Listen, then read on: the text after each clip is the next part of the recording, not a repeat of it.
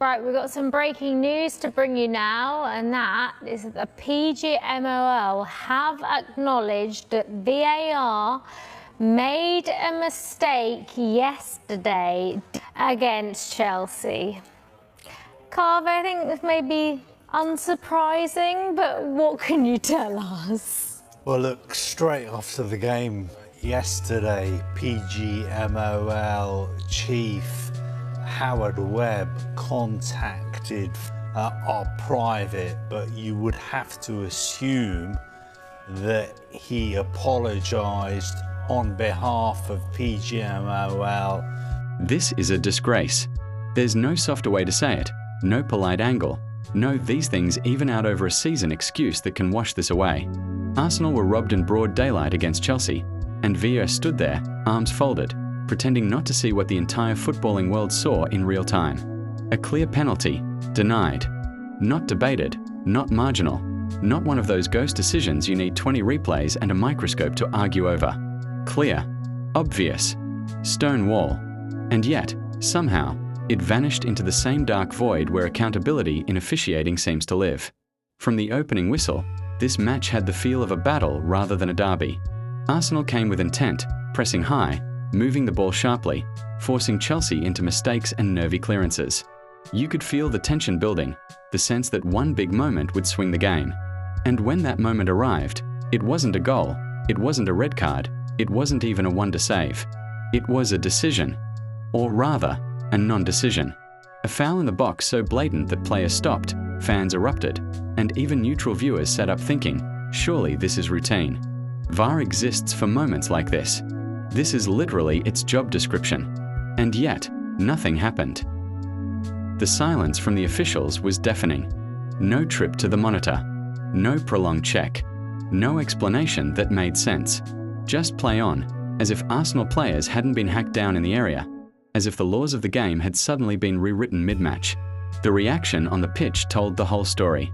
Arsenal players weren't appealing theatrically. They were incredulous. That kind of appeal doesn't come from gamesmanship. It comes from shock. From the disbelief that something so obvious could be ignored at this level. This is what makes the whole thing unforgivable. Football fans can accept mistakes. Referees are human. Linesmen miss offsides. Fouls get waved away. That's the game we grew up with, but VAR was sold to us as the solution to exactly this problem. Clear and obvious errors were meant to be corrected. Justice was meant to be restored. Instead, what we got was technology being used selectively, inconsistently, and sometimes not at all. When VAR refuses to intervene in the clearest moments, it stops being a safeguard and starts being an insult. For Arsenal, this isn't just about one penalty. It's about a pattern. A feeling that when big decisions arise, especially in tight games against direct rivals, the benefit of the doubt rarely goes their way. Fans are tired of being told to move on while seeing similar incidents given as penalties in other matches, other weeks, for other teams. Consistency is the bare minimum demand, and even that feels like too much to ask.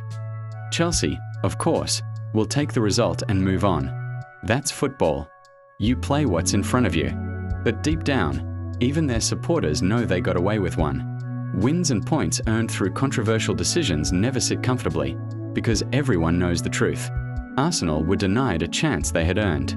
A chance that could have changed the entire flow of the match, the scoreline, and possibly the narrative of their season. The bigger issue now is trust. How are players supposed to play freely when they don't trust the officials to protect them? How are fans supposed to invest emotionally when they feel outcomes are being shaped by incompetence or cowardice behind a screen? VAR officials have access to every angle, every replay, every slow-motion frame. If they can't make the right call here, then what exactly are they there for? This was a disgrace, plain and simple.